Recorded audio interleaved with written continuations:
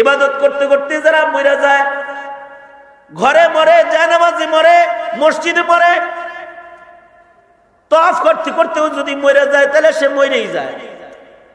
কিন্তু যদি কেউ শহীদ হয়ে যায় আলায়ে কালিমাতুল্লাহর জন্য, আল্লাহর জমিনে আল্লাহর দ্বীন কায়েম করার জন্য, কিবলা রক্ষা করার জন্য, মসজিদ রক্ষা করার জন্য, মাদ্রাসা রক্ষা করার জন্য, দ্বীন রক্ষার জন্য যদি কেউ জীবন দেয় তাহলে সে হয় শহীদ। আল্লাহর রাহে যারা জীবন বিতরণ করে তাদের শহীদ বলা হয়। শহীদরা আল্লাহর রাহে শহীদ, আল্লাহর জন্য, আল্লাহর নবীর জন্য শহীদ যারা,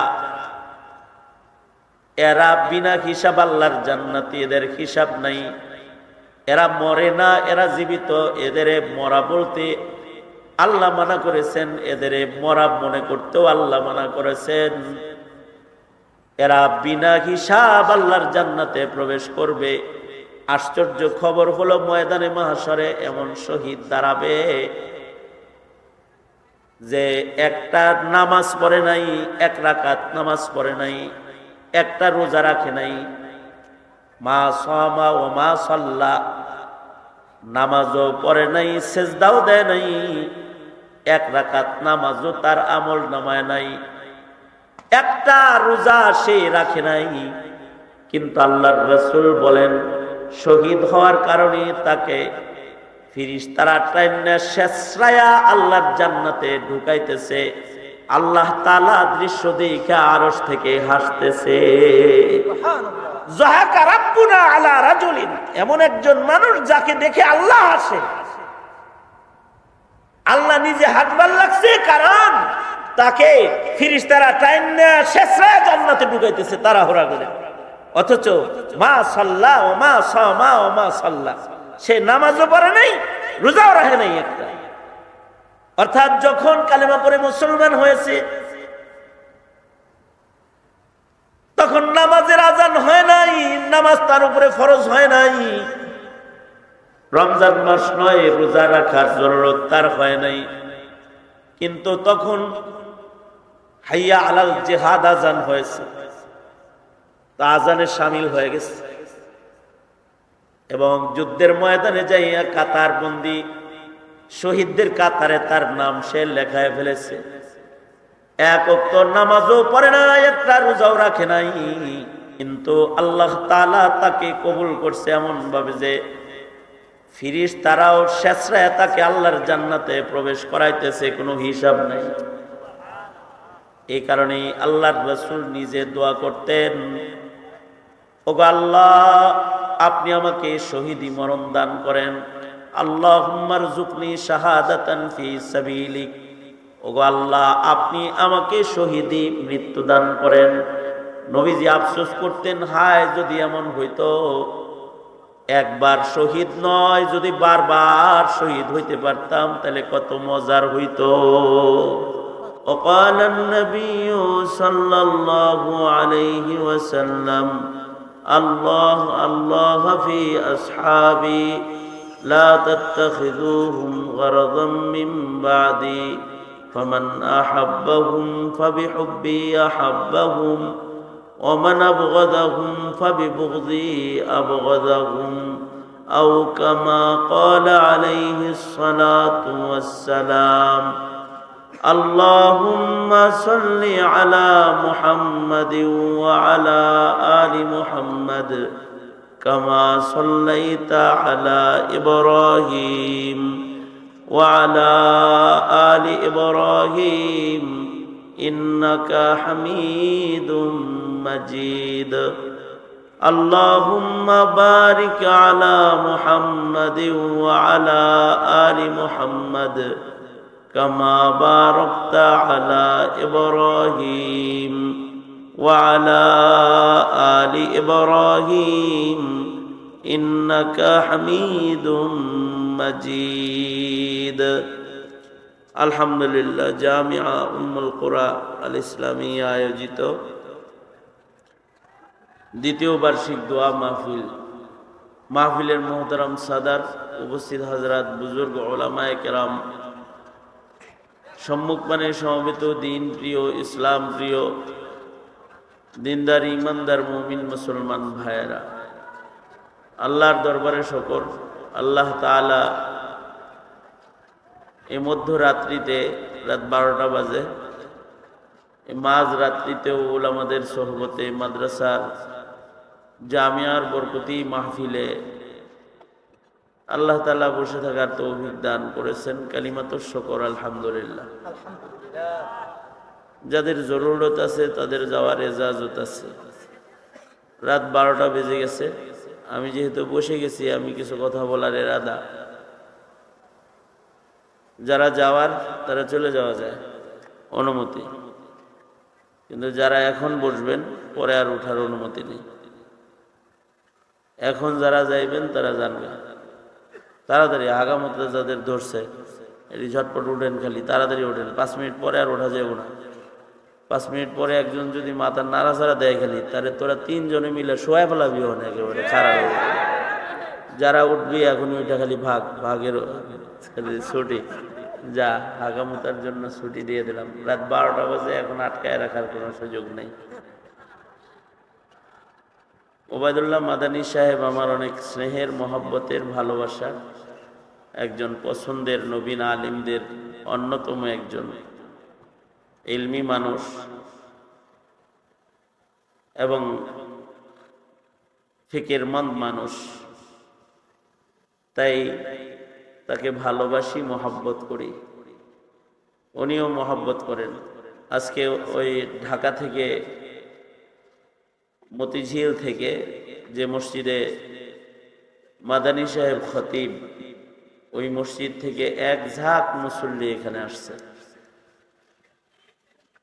এই মসজিদে প্রথম খতিব ছিলাম আমি, জেলখানা থেকে বাইরে। আমি যখন ভাগ্যা পড়ছি তখন ওবায়দুল্লাহ মাদানী সাহেবকে এখানে সেট করে তারপরে ভাগছি। ওখান থেকে অনেক লোকজন আসছে এখানে। কেন আসছে? সেই ঢাকা থেকে, মতিঝিল থেকে সরকারি চাকরিজীবী মানুষ, এরা আইসা এখনো পর্যন্ত অবস্থান করতেছে। লোকটার শরাফত, ভদ্রতা, তার সুন্দর আচরণ তাদেরকে আকর্ষণ করেছে। সে ঢাকা থেকে আসছে। আমি একজন এখানে যে বসে রয়েছি, আমি আসছি তো রাত 9টার সময়। জুনায়েদ আল হাবিব সাহেবের বয়ান তখন শুরু হয় নাই, ওই সময় আমি আইছি। এসে এখানে বসে আছি, বিশ্রাম নিতেছি, অপেক্ষা করতেছি যে কোন সময় যে আমার মাইকের কাছে নিব, এই ইন্তজার করতেছিলাম। বহরহাল সব শেষ। উনি একেবারে মাহফিলের শেষ ভাগে আমাকে দয়া করে আপনাদের সামনে আনছেন। আমিও বসে গেছি, কিছু কথা বলার এরাদা। তলবে ইলম যারা আছে, যাদের আগামীকালকে ক্লাস আছে তাদের ছুটি, আর যাদের হাজত আছে তাদেরও ছুটি। বাকি যাদের কিছু কথা শোনার ধৈর্য হয়, মোনাজাত পর্যন্ত বসার মতো সুযোগ যাদের আছে, তারা জমে বসি। আল্লাহ তাআলা কিছু উপকারী কথা আপনাদের কানে পৌঁছানোর তৌফিক দান করেন। আপনারা দোয়া করুন, বলুন আমিন।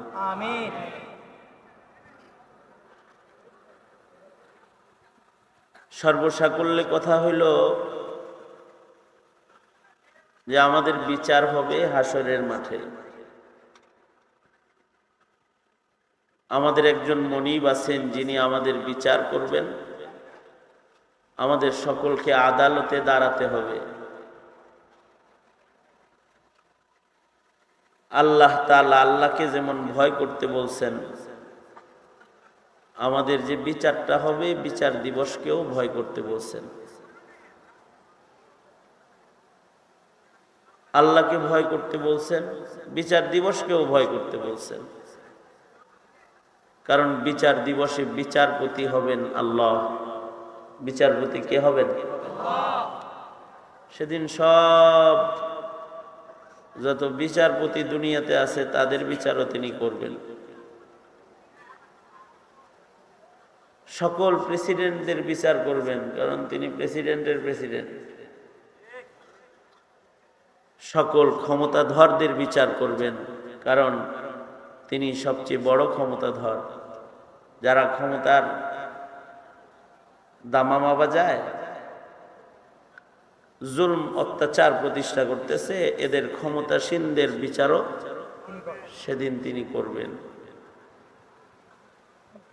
সকলকে আদালতে কিবরিয়াতে দাঁড়াইতে হবে, বিচারের মুখোমুখি সকলকে হইতে হবে। এ কারণে আল্লাহ তাআলা আল্লাহকে যেমন ভয় করতে বলছেন, বিচার দিবসকেও ভয় করতে বলছেন। ইয়া আইয়ুহাল্লাযীনা আমানুত্তাকুল্লাহ, হে ঈমানদারেরা তোমরা আল্লাহকে ভয় করো। আবার অন্যত্র বলছেন ইয়া আইয়ুহাল্লাযীনা আমানুত্তাকুল্লাহা হাক্কা তুকাতিহ, আল্লাহকে ভয় করার মতন ভয় করো। আবার বলেন ওয়াত্তাকু ইয়াওমান তুরজাউনা ফীহি ইলাল্লাহ, আল্লাহকে ভয় করো এবং আল্লাহর কাছে যেদিন তোমরা প্রত্যাবর্তন করবে সে দিবসকেও ভয় করো, বিচার দিবস।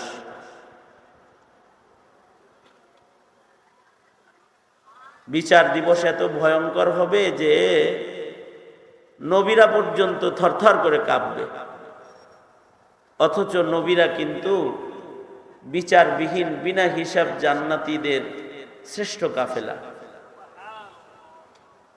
কিছু আছে বিনা হিসাব আল্লাহর জান্নাতে যাবে, যে সকল কাফেলাগুলো হিসাব ছাড়া জান্নাতে যাবে তাদের 1 নাম্বার দল নবীরা, নবীগণ। নবীরা বিনা হিসাব আল্লাহর জান্নাতি। বিনা হিসাব জান্নাতি দলের সদস্য হওয়ার পরেও আল্লাহ তাআলা যে 2-1টা কথা বলবেন, জিজ্ঞাসাবাদ করবেন কাউকে কিছু, এই ভয়ে ওনারা থরথর করে কাঁপবেন। ঈসা আলাইহিস সালামকে জিজ্ঞাসা করবেন যে তোমার কওম তোমার ইবাদত করছে কে, তোমারে আমার ছেলে বলছে কে, তোমারে রব বলছে কে, জুজ বলছে কেন? তো পয়গম্বর কাঁপাকাঁপি শুরু করবেন, তুমি কি বলে আসছিলে এটা এরকম করতে? পয়গম্বর ভয়ে থরথর করে কাঁপবেন। নবীরাও পেরেশান থাকবেন। বিচার দিবস। এ কারণে বুদ্ধিমান যারা, তাদের হৃদয়ে বিচার দিবসের ভয় রাখতে হয়।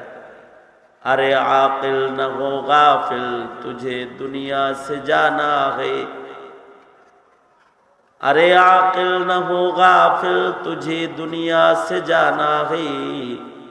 तुझे एक दिन ये मुँह अपनी रब को दिखाना है। একেবারে 9টার থেকে এই আমি স্টেজে আসা পর্যন্ত আপনারা ছিলেন উত্তপ্ত, গরম। আমি গরমের পাতাটা উল্টাইছি, এখন একটু নরম। এক পাতা চললে তো হয় না, নরম পাতা উল্টাইয়া দেন। গরমে তখন ছিলেন, এখন নরম পাতা উল্টাইলেন। কারা কারা কি উল্টাইতে মনে চায় না? হ্যাঁ, নরম নরম, হাত তোলেন। নরম খালি গরম হইলে হয়? আল্লাহর রসুল নরমও ছিল, তাই না? হাত নরম। সারাক্ষণ তো খুব গরম। আপনাদের ব্রাহ্মণবাড়িয়ার মাটি এমনি গরম, কিছু আছে না মাটির তাসির থাকে কিছু। ব্রাহ্মণবাড়িয়ার মাটিরই তো একটা গরম তাসির আছে। আর এ না যখন কেউ হই বলে তো এমনি নাচুন না বুড়ি, তার উপরে ঢোলের বাড়ি। আমি এই মাঝরাত্রিতে নরম হইতে বলতেছি আপনাদেরকে। খালি গরম হইলে চলে না, নরমও হওয়া লাগে। একদিন আসবে সেদিন গরম থাকবেন একজন, তিনি কে? জোরে আওয়াজ করে বলেন, তিনি কে? সব গরমরা সেদিন নরম হয়ে যাবে। যত গরম আছে সব গরম নরম হয়ে যাবে যেদিন তিনি বিচারক হয়ে গরম হয়ে বসে যাবে। ওয়াত্তাকু ইয়াওমান তুরজাউনা ফীহি ইলাল্লাহ। अरे आकिल न हो गाफिल, तुझे दुनिया से जाना है। तुझे के दिन ये मुंह अपनी रब को दिखाना है। হে আকলমন্দা, এক সেকেন্ডের জন্য গাফেল হয়েও না। তোমাকে কিন্তু হিসাবের কাঠগড়ায় দাঁড়াইতে হবে, আল্লাহকে তোমার চেহারা দেখাইতে হবে, আল্লাহর সামনে মুখোমুখি হইতে হবে। আল্লাহর রাসূল বলেন, ক্বালা রাসূলুল্লাহি সাল্লাল্লাহু আলাইহি ওয়াসাল্লাম, মান হুসিবা উযিবা। আল্লাহর নবী বলেন, যাদের আল্লাহ হিসাবের দিন হিসাব নিবে তারা দোজখের আগুনে পড়ে যাবে। যাদের হিসাবের খাতা আল্লাহ তাআলা খুলবেন, আল্লাহ যাদের হিসাবের খাতা খুলবে এরা সব দোজখে পড়ে যাবে। কারণ হিসাব দিয়া কারোর পক্ষে আল্লাহর জান্নাত পাওয়া সম্ভব নয়। আল্লাহর কাছে হিসাব দিয়া জান্নাতের দুয়ার খোলা আমাদের জন্য সম্ভব নয়। কিন্তু বিনা হিসাব যারা জান্নাতে যাবে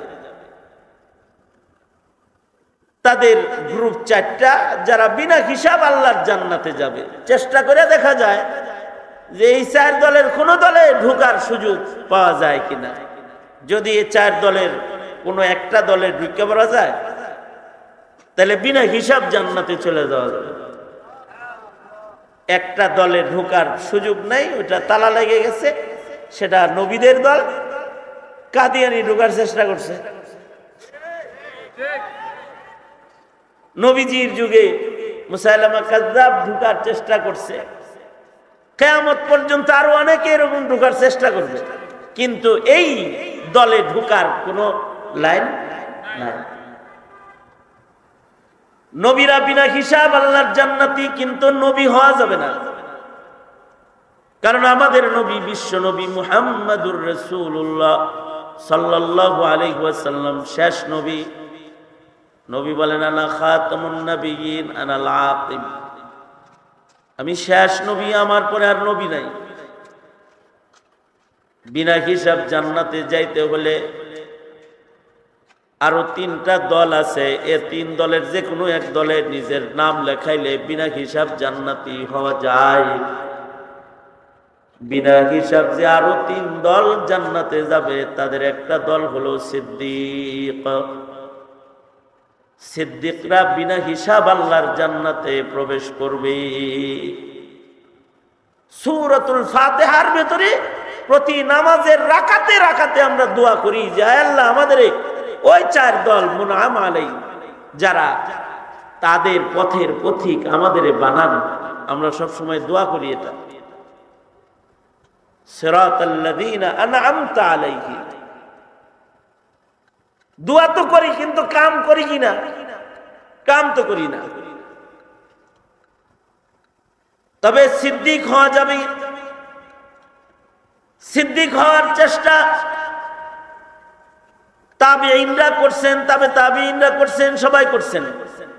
সাহাবায়ে কেরাম বিল ইত্তেফাক সবাই সিদ্দিক, এরা সিদ্দিক হয়ে গেছেন। তারা এমন সিদ্দিক যে রাদিয়াল্লাহু আনহুম ওয়া রাযু আন, তারা আল্লাহর উপরে রাজি, আল্লাহও তাদের উপরে রাজি। আল্লাহ তাদের উপরে সন্তুষ্ট। জামাতে সাহাবা সবাই মাগফুর, সবাইকে আল্লাহ তাআলা মাফ করে দিয়েছেন। সাহাবায়ে কেরামদেরকে আল্লাহ তাআলা ক্ষমা করে দিয়েছেন। তাবেঈনরাও সিদ্দিক হওয়ার মেহনত করেছেন, তাবেঈনরাও করেছেন। আকাবির হযরতরা সিদ্দিক হওয়ার মেহনত করেছেন। কিয়ামত পর্যন্ত সিদ্দিক হওয়ার মেহনত থাকবে। কিয়ামত পর্যন্ত কিছু কিছু মানুষকে আল্লাহ তাআলা সিদ্দিকীনদের অন্তর্ভুক্ত করে নিবে। সিদ্দিক হওয়ার জন্য কি প্রসেস অবলম্বন করতে হবে, কেমন হইতে হবে সিদ্দিক হওয়ার জন্য? সিদ্দিকদের কিছু পরিচয় আমাদের আকাবিররা কিছু মূল কথা বলে দিয়েছেন। এই গুণগুলো অর্জনের মাধ্যমে সিদ্দিক হওয়া যায়। কেউ যদি সিদ্দিক হইতে চায় তাহলে ওয়াস সিদ্দিকুল্লাযী লা ইউখালিফু কাওলুহু আন ফি'লিহি, সিদ্দিকদের কথা কাজ এক হবে, কয় একটা করে আর একটা, এমন মানুষ জীবনে সিদ্দিক হইতে পারবে না। মুখের কথা এবং কাজ দুইটা এক বানাইলে তারা সিদ্দিক হইতে পারবে। সঙ্গত কারণে সিদ্দিক যারা হইতে চায় তারা কখনো মুখের কথা কাজ দুইটা দুই রকম করে না, বলে যেমন করে তেমন, জবান যেমন কর্ম তেমন। আর আরেকটা সিফাত হইল লা ইউখালিফু যাহিরুহু আন বাতিনিহি, ভেতর বাহির সমান, ভেতরে যা বাইরেও তা, বাইরে এক রং আর ভেতরে আর এক রং মুনাফিক, আর ভেতর বাহির বরাবর সিদ্দিক। এ কারণে জাহিরি ভাবে যেমন থাকবে বাতিনি ভাবে ওরকম থাকবে। ভাব ধরছে মুত্তাকির তো ভেতরেও তাকওয়া থাকবে, ভাব ধরছে মুজাহিদের তো ভেতরেও জিহাদ থাকবে, ভাব ধরছে আবেদের তো দিলের ভেতরে ইবাদতের জজবা থাকবে। ভেতর বাহির দুইটা গন্ডগোল যেন না হয়। যাদের ভেতর বাহির এক রং হবে তারা সিদ্দিক হইতে পারবে। আর সিদ্দিকদের আরেকটা সিমটম আলামত হলো যে সিদ্দিকরা আল্লাহ পাওয়ার জন্য সব ছাড়তে রাজি হয়ে যাবে। আল্লাহকে পাওয়ার জন্য দুনিয়া তো ছাড়তে রাজি রাজি, আল্লাহকে পাওয়ার জন্য প্রয়োজনে যদি জান্নাতও ছাড়া লাগে এটাও তাদের তৈয়ারি থাকবে। হুয়া সিদ্দিকুল লাযী ইয়াবযুলুল কাউনাইনি ফি রিজা মাহবুবিহি, দুনিয়ার জিন্দেগির কষ্ট তো তারা বরণ করে নিবেই, আল্লাহকে পাওয়ার জন্য যদি আখিরাতেও কষ্ট করা লাগে আরাম বাদ দিয়ে তাও তারা প্রস্তুত থাকবে। যেমন আব্দুল কাদের জিলানী রহমাতুল্লাহ আলাইহি ওনার দোয়ার ভেতরে বলতেন, ওগো আল্লাহ, জান্নাত আমার মাকসাদ না, আমার মাকসাদ হলো তুমি। তোমাকে পাওয়ার জন্য যদি জান্নাত ছাড়তে হয় আমি জান্নাত ছাইরা দিয়েও তোমারে পাইতে রাজি আছি। অর্থাৎ তুমি যেখানে আমি সেখানে, তুমি যে জান্নাতে নাই অমন জান্নাত ভোগের জায়গাও আমার দরকার নাই। সিদ্দিকের দিলের হালত এইটা অনেক কঠিন। মৌলিক তিনটি কথা বললাম তো, কিন্তু এই তিন স্তর অর্জন করা অনেক কঠিন। এ মুখের কথা না যে আজকের থেকে স্টার্ট দিলাম আর কালকে হয়ে গেলাম। এটা সারা জিন্দেগি সাধনার মাধ্যমে ও জায়গায় পৌঁছতে হয়। যারা পৌঁছে যায় তারা সিদ্দিক হয়ে যায়। তবে বিনা হিসাব জান্নাতে যাওয়ার সহজ দুইটা লাইন আছে। এটা যারা বুঝালায় তারা ওই সহজ লাইনে হাঁটতে থাকে। ফাসাদের জমানায় বিনা হিসাব জান্নাতে যাওয়ার একটা সহজ লাইন হলো শহীদ হয়ে যাওয়া, শহীদের দপ্তরে নিজের নাম লেখানো। কারণ শহীদরা বিনা হিসাব জান্নাত, শহীদের হিসাব নাই, শহীদগণ বিনা হিসাব আল্লাহর জান্নাতে প্রবেশ করবে। এটা আমরা বুঝি নাই, কিন্তু ফিলিস্তিনিরা বুঝছে। এ কারণে ইসরায়েল তো মারতে যায় আর ফিলিস্তিনিরা ট্যাঙ্কের সামনে যায় দাঁড়ায় মরতে যায়। কারণ ওরা জানে এ মরণ না, এটা আসলে হায়াত। শাহাদাতের মতটা এটা মত না, এটা চিরজীবী হওয়ার, চিরস্থায়ীভাবে জীবিত থাকার লাইন। ইবাদত করতে করতে যারা মরে যায়, ঘরে মরে, জায়নামাজে মরে, মসজিদে মরে, তওয়াফ করতে করতেও যদি মরে যায় তাহলে সে মরেই যায়। কিন্তু যদি কেউ শহীদ হয়ে যায় আলায়ে কালিমাতুল্লাহর জন্য, আল্লাহর জমিনে আল্লাহর দ্বীন কায়েম করার জন্য, কেবলা রক্ষা করার জন্য, মসজিদ রক্ষা করার জন্য, মাদ্রাসা রক্ষা করার জন্য, দ্বীন রক্ষার জন্য যদি কেউ জীবন দেয় তাহলে সে হয় শহীদ। আল্লাহর রাহে যারা জীবন বিতরণ করে তাদের শহীদ বলা হয়। শহীদরা আল্লাহর রাহে শহীদ, আল্লাহর জন্য, আল্লাহর নবীর জন্য শহীদ যারা, এরা বিনা হিসাব আল্লাহর জান্নাতি, এদের হিসাব নাই। এরা মরে না, এরা জীবিত। এদের মরা বলতে আল্লাহ মানা করেছেন, এদের মরা মনে করতেও আল্লাহ মানা করেছেন। এরা বিনা হিসাব আল্লাহর জান্নাতে প্রবেশ করবে। আশ্চর্য খবর হলো, ময়দানে মাহশরে এমন শহীদ দাঁড়াবে যে একটা নামাজ পড়ে নাই, এক রাকাত নামাজ পড়ে নাই, একটা রোজা রাখে নাই, মা সামা ও মা সাল্লা, নামাজও পড়ে নাই, সেজদাও দেয় নাই, এক রাকাত নামাজও তার আমল নামায় নাই, একটা রোজা সে রাখে নাই। কিন্তু আল্লাহর রাসূল বলেন, শহীদ হওয়ার কারণে তাকে ফেরেশতারা টাইনা শেষরায়া আল্লাহর জান্নাতে ঢুকাইতেছে। আল্লাহ তাআলা দৃশ্য দেখে আরশ থেকে হাসতেছে। যাহাকা রাব্বুনা আলা রাজুলিন, এমন একজন মানুষ যাকে দেখে আল্লাহ হাসে। আল্লাহ নিজে হাসবার লাগছে, কারণ তাকে ফেরেশতারা টাইনা শেষরায়া জান্নাতে ঢুকাইতেছে তাড়াহুড়া করে। অথচ মা সাল্লা ও মা সামা ও মা সাল্লা, সে নামাজও পড়ে নাই, রোজাও রাখে নাই একটা। অর্থাৎ যখন কালেমা পড়ে মুসলমান হয়েছে,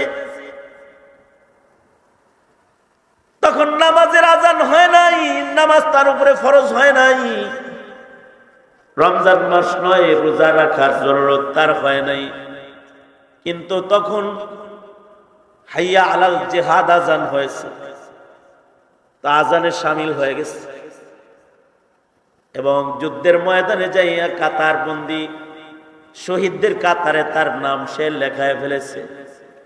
এক ওয়াক্ত নামাজও পড়ে না, একটা রোজাও রাখে নাই, কিন্তু আল্লাহ তাআলা তাকে কবুল করছে এমন ভাবে যে ফেরেশতারাও শেষরায় তাকে আল্লাহর জান্নাতে প্রবেশ করাইতেছে, কোনো হিসাব নাই।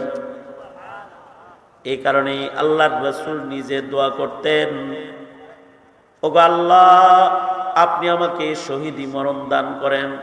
আল্লাহুম্মা রযুকনি শাহাদাতান ফি সাবিলিক, ওগো আল্লাহ, আপনি আমাকে শহীদি মৃত্যু দান করেন। নবীজি আফসোস করতেন, হায় যদি এমন হইতো, একবার শহীদ নয়, যদি বারবার শহীদ হইতে পারতাম তাহলে কত মজার হইতো।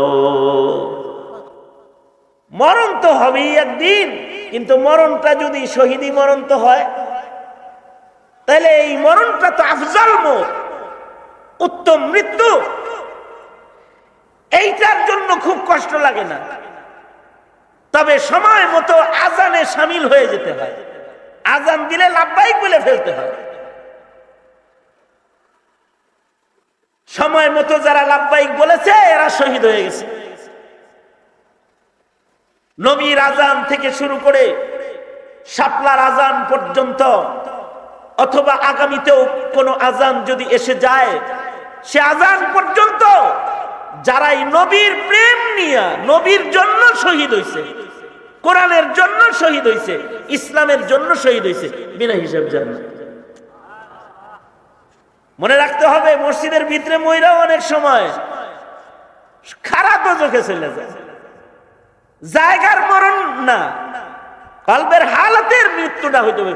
যুদ্ধের ময়দানে অনেকে মারা গেছে, যুদ্ধের ময়দানে, কিন্তু দিলের ভেতরে লিল্লাহিয়াত নাই। তো লিল্লাহিয়াত নাই তো দোজখে চলে গেছে, শহীদ হইয়াও আত্মহত্যা হিসেবে গণিত হয়ে গেছে। আল্লাহর রাসূল সাল্লাল্লাহু আলাইহি ওয়াসাল্লাম এলান করলেন, এই মক্কাতে অমুক আছে, তাকে যদি বাইতুল্লাহ শরীফের গিলাফ ধরা অবস্থায় পাস, তাও তার গর্দান কেটে নিয়ে আসবে। এক সাহাবী দৌড় দিছে, নবীজি নির্দেশ করছে নবীর দুশমনের গর্দান আনতে। তো সাহাবী যায় দেখে দুশমনটা মুলতাজাম ধইরা দোয়া করতেছে, কাবা ঘর ধরে দোয়া করতেছে, রয়েছে কিন্তু মুলতাজামে। নির্দেশ মুহাম্মদুর রাসূলুল্লাহ সাল্লাল্লাহু আলাইহি ওয়াসাল্লামের, যে এই দুশমনটার গর্দান কাবা ঘরের ভিতরে থাকলেও তার গর্দান কেটে নিয়ে আসবি। অথচ হুদুদে হারামের ভেতরে মাছি মারাও জায়েজ নেই, মশা মাছিও মারা ঠিক না, নিষেধ। সেখানে আল্লাহর রাসূলের নির্দেশনা ইসলামের দুশমন যেটা, এটার গর্দান নিয়ে আসুন। মনে মনে ভাবতে পারেন, নবী হুদুদে হারামের ভিতরে একটা মানুষের গর্দান আনতে বলল কেন? গর্দান আনতে বলছে এজন্যে তখন হুকুমতে ইসলামিয়া কায়েম হয়েছে। সে মুসলমানের জমিনে, মুসলমানের হারামে মুসলমানের বিরোধিতা করে, মুসলমানদের জমিনে মুসলমানদের নবীর বিরোধিতা করে। মুসলমানদের মাটিতে যদি কোনো কাফের থাকে তাহলে দুশমন হয়ে থাকবে না, সলাহ করে থাকবে, সলাহ করে থাকবে। যেমন পশ্চিমাদের দেশে, আমাদের দেশের মুসলমানরা যারা বসবাস করে তারা কি পশ্চিমা দেশগুলোর সাথে লড়াই করে থাকে না সলাহ করে থাকে? এই বুঝো কিছু, মানে লন্ডন আমেরিকাতে আমাদের দেশের মানুষ থাকে না, ওরা কি জো বাইডেনের সাথে যুদ্ধ করে থাকে? এই কথা কও না, যুদ্ধ করে থাকে? অথবা ওই দেশের ধর্মের বিরোধিতা করে থাকে? বিরোধিতা করে থাকে না। বিরোধিতা যদি করে তো এখন বিরোধিতা করবে, কালকে তার পাসপোর্ট টানতে নিয়ে যাবে। কিন্তু আজব দেশে বসবাস করি আমরা, 90% মুসলমান আমাদের দেশে আছে, কিন্তু আমাদের বিরোধিতা করে কাদিয়ানীরা আমাদের দেশে বসবাস করে, তাদেরকে চুপ বলার ক্ষমতা আমাদের নাই। 90% মুসলমানের দেশে নাস্তিকরা বসবাস করে, ইসলামকে টার্গেট করে কথা বলে, তারা ইসলামের ক্ষতি করে, কিন্তু তাদের বিচার দাবি করার অধিকারও আমাদের। এই এই ভাই ঠান্ডা ওয়াজ কইছি না, তাকবীর পরে দিছে না। তাহলে এই যে আমাদের হালাত, আমাদের বর্তমান অবস্থা কি, যে আমাদের দেশে আমাদেরটা খায়া আমাদেরটা পয়ডা, আমাদের দেশে 90% মুসলমানের মাটিতে মুসলমানের প্রকাশ্য দুশমন বিচরণ করে, চলাফেরা করে, আর আমাদের সন্তানদের নাস্তিক বানায়, আমাদের সন্তানদের মুরতাদ বানায়, আমাদের সন্তানদেরকে কাদিয়ানি বানায়। এক এলাকায় গেছি, ওখানে 1400 খ্রিস্টান হয়েছে, 1400 খ্রিস্টান হয়েছে মাত্র। এটা মাত্র 1400 খ্রিস্টান হয়েছে। কারা বানাইছে? খ্রিস্টান। খ্রিস্টান বানাইলো তো খ্রিস্টানেরা আমাদের দেশে বয়ে বয়ে। তারা আমাদের সন্তান, মুসলিম হিসাবে জন্মগ্রহণ করা সন্তানকে খ্রিস্টান বানাবে, তাদের জেলে যেতে হবে না। কিন্তু আমরা খ্রিস্টান অথবা ইহুদি নাসারা নাসরানিয়তের দাওয়াতের বিরুদ্ধে কথা বললে আমাদেরকে জেলখানায় যেতে হবে, আমাদেরকে জেলখানায় যেতে হবে। এত দুর্বল আমরা।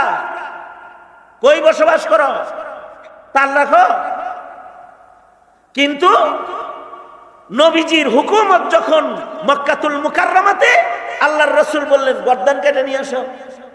ওই মুসলমানের দেশে থাইকা ইসলামের বিরোধিতা করে, নবীর বিরোধিতা করে। সাহাবী যায় সেরা কাবা ঘরের পাশ থেকেই গলা কেটে লইছে।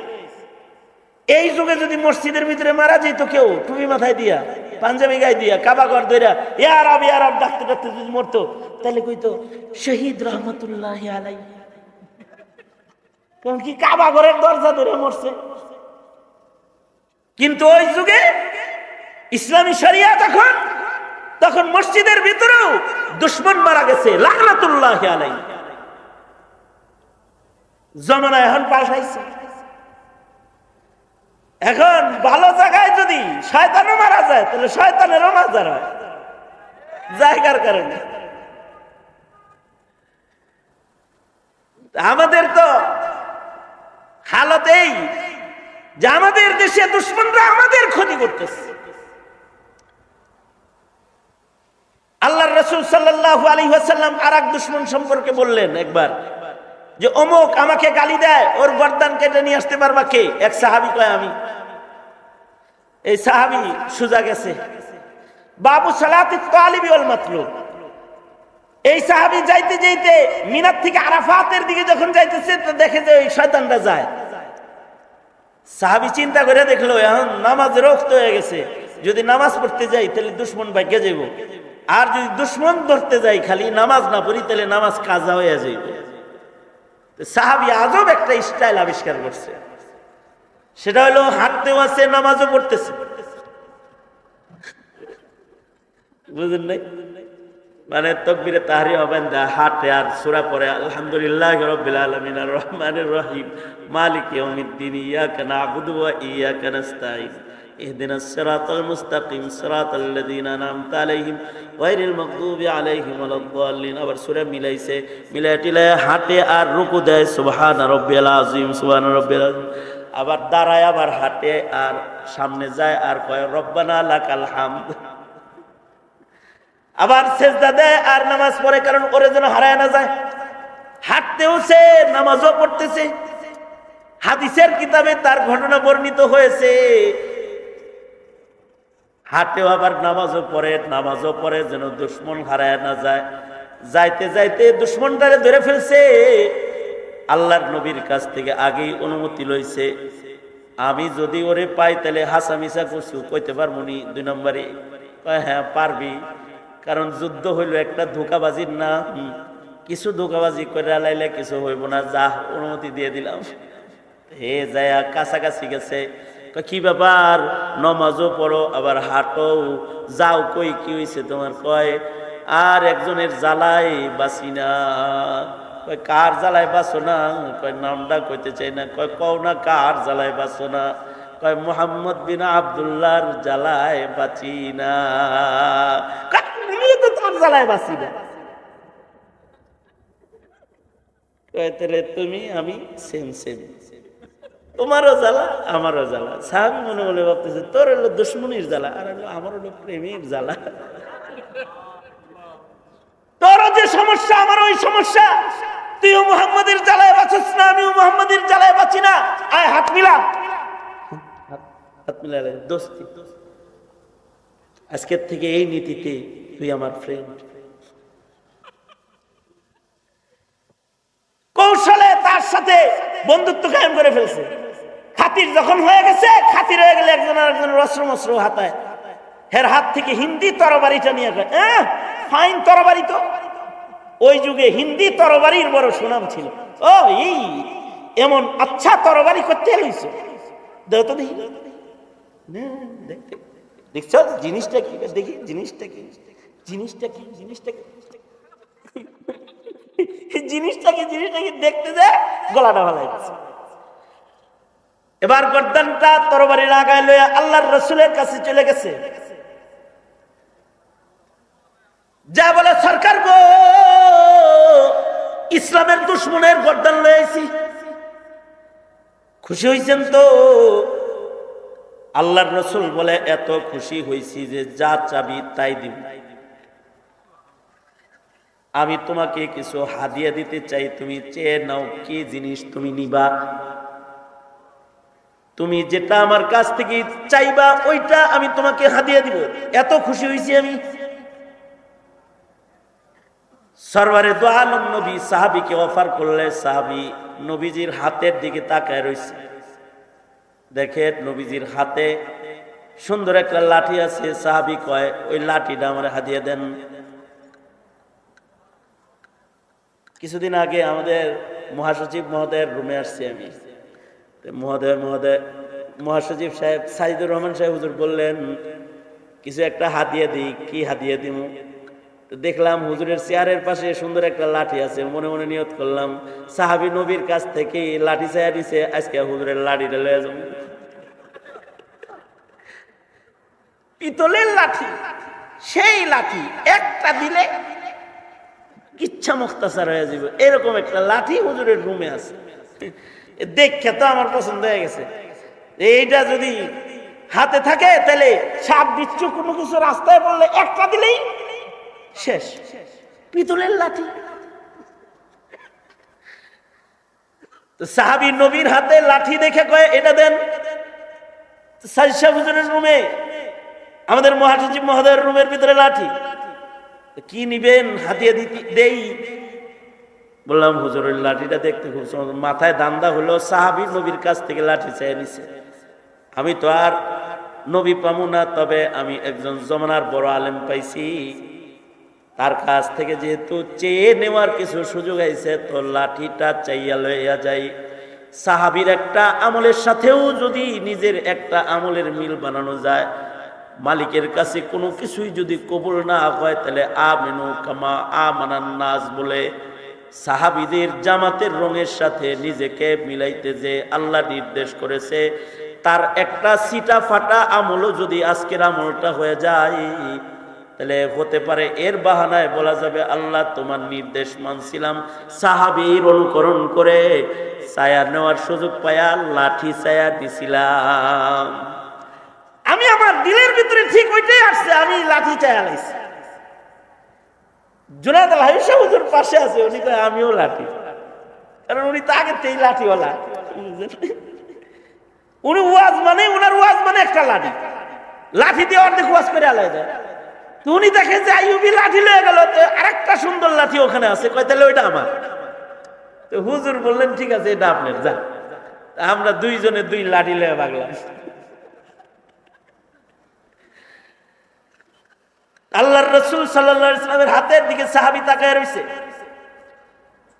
সরকার চেয়ে নেওয়ার অনুমতি দিচ্ছেন, তা আপনার লাঠিটা আমারে দেন, এটা আমি চাই। সরকার বলেন লাঠি নিয়ে কি করবা, লাঠি দিয়ে তোমার কি কাজ হবে? সাহাবী বলে অনেক বড় কাজ হবে। আমার চেহারা যদি বুইলাও যান, তাহলেও ব্যবহারের লাঠি আপনি চিনবেন, এটাকে আপনি ভুলবেন না। হাসরের ময়দানে আমি যখন দাঁড়াবো, তখন একদিন আপনারে আমি খুশি করছিলাম, একদিন আপনাকে খুশি করেছিলাম, তাই আপনি আমাকে লাঠি হাদিয়ে দিয়েছিলেন। আপনার লাঠি লইয়া আল্লাহর আদালতে দাঁড়ায় যাব। সেদিন এই লাঠি দেখে আপনি বুঝবেন, চিনবেন যে আমি আপনারে খুশি করছিলাম দেখে এই লাঠি আমারে দিছিলেন। নবী যার উপরে খুশ, আল্লাহ তার উপরে নারাজ থাকতে পারে না। হইতে পারে এই দৃশ্যটা, মঞ্জারটা আমার নাজাতের জন্য উসিলা হয়ে যাবে। সরওয়ারে দু আলম নবী লাঠি দিয়ে দিলেন। সাহাবী লাঠি নিয়ে বাড়ি চলে গেল। বাড়িতে যায় লাঠিটারে সুন্দর করে মখমলের কাপড় দিয়ে পেঁচায়, আতর গোলাপ মাইখা আলমারির ভিতরে একবার ঢুকায় একবার বাইর করে, একবার ঢুকায় একবার বাইর করে। এটারে খুব আদর করে, এটারে খুব যত্ন করতেছে সাহাবী। মৃত্যু যন্ত্রণা যেদিন উঠে গেছে, যে অসুস্থতা, তার মৃত্যুর খৌফ হইতেছে, অসুস্থ হয়ে গেলে সাহাবী আলমারির থেকে ওই লাঠিটা বাইর করাইছি। বাইর করায় নিজের আলো ইয়াল রে কয়, এই লাঠিটা আমার নবীর হাদিয়ার লাঠি, আমার নবীর হাতের লাঠি। এটা রসুলের কাছ থেকে আমি চাই নিছিলাম, মখমলের কাপড় দিয়ে এটারে পেঁচাইছি। আপন জনেরা রে, তোরা যখন আমাকে কবরে রাখবি আমার মৃত্যুর, তো আমার কাফনের কাপড়ের পাট দিয়ে নবীর ব্যবহারের এই লাঠিটা আমার কবরে দিয়ে দিস। হাসরের মাঠে আমি যখন দাঁড়াবো, এই লাঠি লইয়া দাঁড়াবো, কারণ আল্লাহর আদালতে হিসাব দিয়া জান্নাত পাওয়ার মতো সাহস আমার নাই। এই লাঠিটা প্রমাণ করবে আমি আমার নবীর দলের লোক। সাহাবীরা বিচার দিবসকে এরকম ভয় পাইছে, আমরা লাপাত্তা বিচার দিবসকে ভয় পাই না। তবে বিচার দিবসকে যারা ভয় পায়, তারা যদি কোনো কারণে জায়গা মতো আজানে শামিল হয়ে জীবন দিয়ে দেয়, আমল যদি তার কম হয়, শহীদ হিসেবে বিনা হিসাব আল্লাহর জান্নাতে চলে যাবে। এ কারণে আল্লাহর রাসূল শাহাদাতের তামান্না রাখতেন।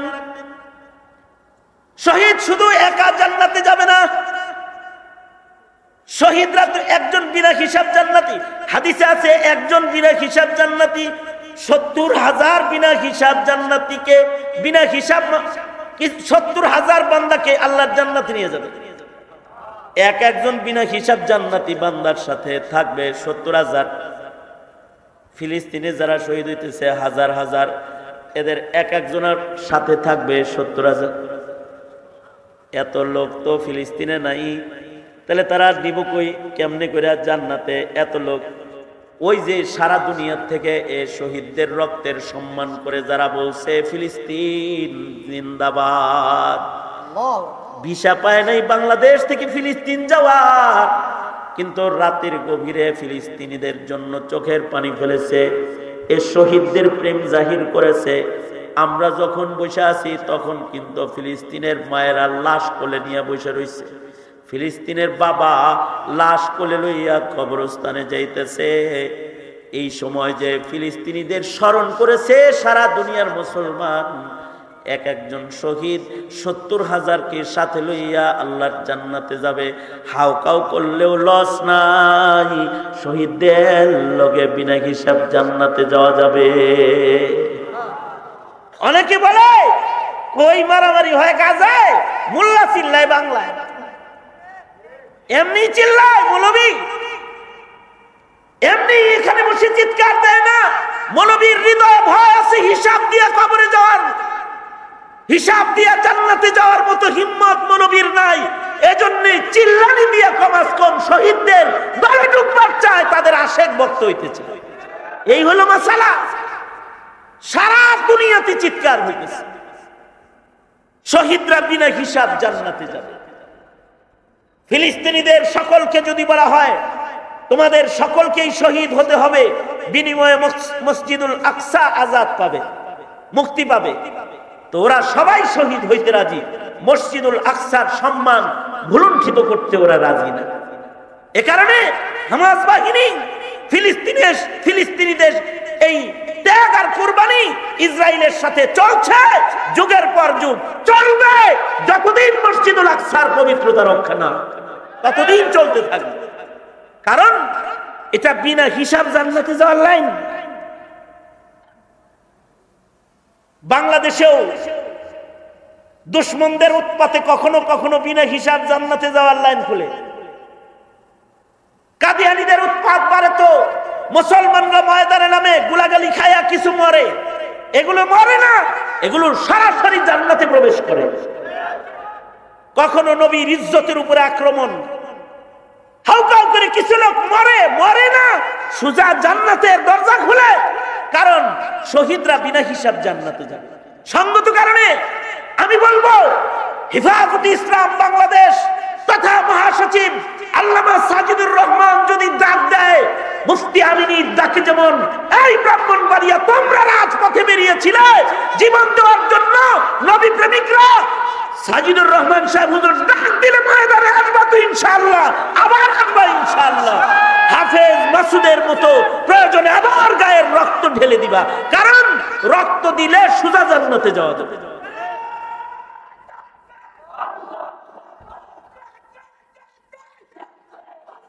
জিহাদ করে মরতে চাই, জিহাদ করে, কারণ হলো মরলে সুজা জান্নাত, মরলে জীবিত হওয়া যায়। যারা শহীদ হয়ে মরে যায় ওরা কবরে জিন্দা। জোরে বলেন আল্লাহু আকবার। এই এদিকে তাকা, যারা শহীদ হয়ে মরে তারা কবরে কি? জোরে আওয়াজ করে বলেন মুর্দানা জিন্দা। নবীর যুগের শহীদদের কথা বলতে হবে না আমাদের।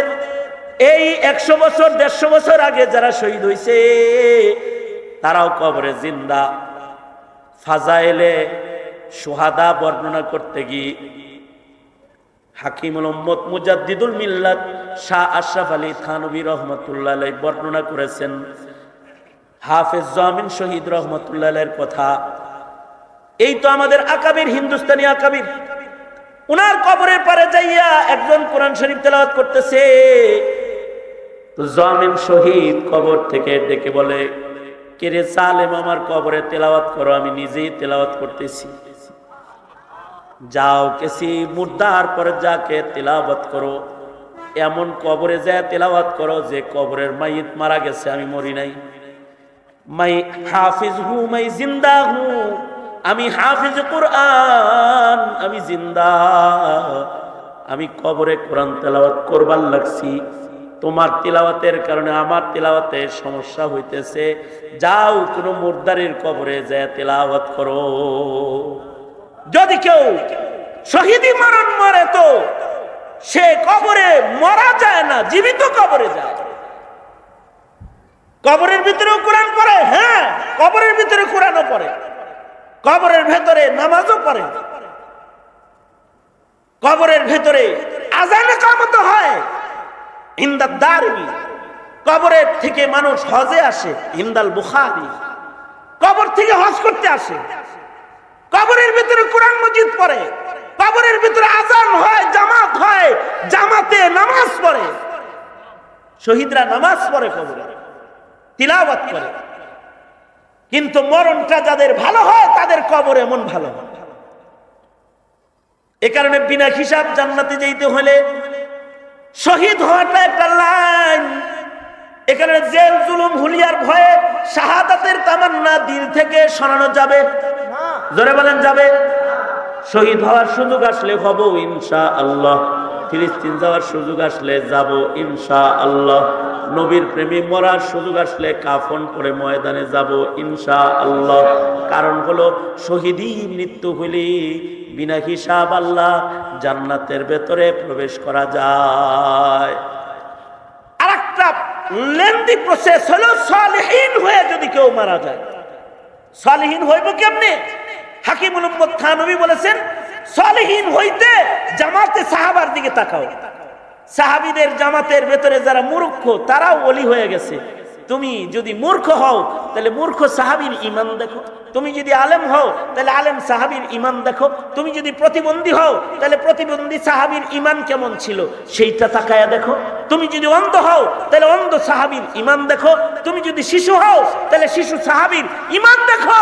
কিয়ামত পর্যন্ত মানুষ সব নিজেদেরকে সাহাবীদের সাথে মিলাও, সালেহীন হয়ে যাবে। যদি কেউ সাহাবীর সাথে নিজেকে মিলায় তাহলে সালেহীন হবে। সাহাবীদের সাথে মিলানোর জন্য একটি জামাত এই জমিনে কাজ করে যাচ্ছে, কাজ করবে, তারা হলো দেওবন্দি জামাত। এরা নকশায়ে সাহাবা, সাহাবিয়তের নকশা নমুনা। কারণ সাহাবী তো আর আসবে না, তবে সাহাবীদের নমুনার সংরক্ষণ হবে। বর্তমান যুগে সাহাবী নমুনা যারা সংরক্ষণ করে তারা হলো দেওবন্দি মাদ্রাসার কাফেলা। সুতরাং এই দেওবন্দি মাদ্রাসাগুলোকে জঙ্গিবাদের আখড়া বলে এগুলোকে বন্ধ করার চক্রান্ত করে ইহুদিরা, নাসারারা। যেন এগুলো বন্ধ হয়ে যায়, কারণ এগুলো থাকলে সাহাবিয়ত জিন্দা হয়ে যাবে, সাহাবীদের আদর্শ জিন্দা হয়ে যাবে। সঙ্গত কারণে বহু চক্র আছে যারা কওমি মাদ্রাসার দুশমন। তারা কওমি মাদ্রাসার দুশমন না, মূলে তারা সাহাবীদের দুশমন। মূলে তারা কাদের দুশমন? জোরে আওয়াজ করে বলেন, কাদের দুশমন? মূলে হইলো ওরা সাহাবীদের দুশমন। কারণ সাহাবিয়তের ঈমানের রং, ইবাদতের রং, চলাফেরার রং মাদারিসে কওমিয়ার মাধ্যমে হেফাজত হবে। দুশমনরা চাইবে মাদারিসে কওমিয়াকে বন্ধ করে সাহাবিয়তের রংকে হত্যা করতে, আর তোমাকে আমাকে চাইতে হবে মাদ্রাসাকে জিন্দা করে সাহাবিয়তকে জীবিত করতে।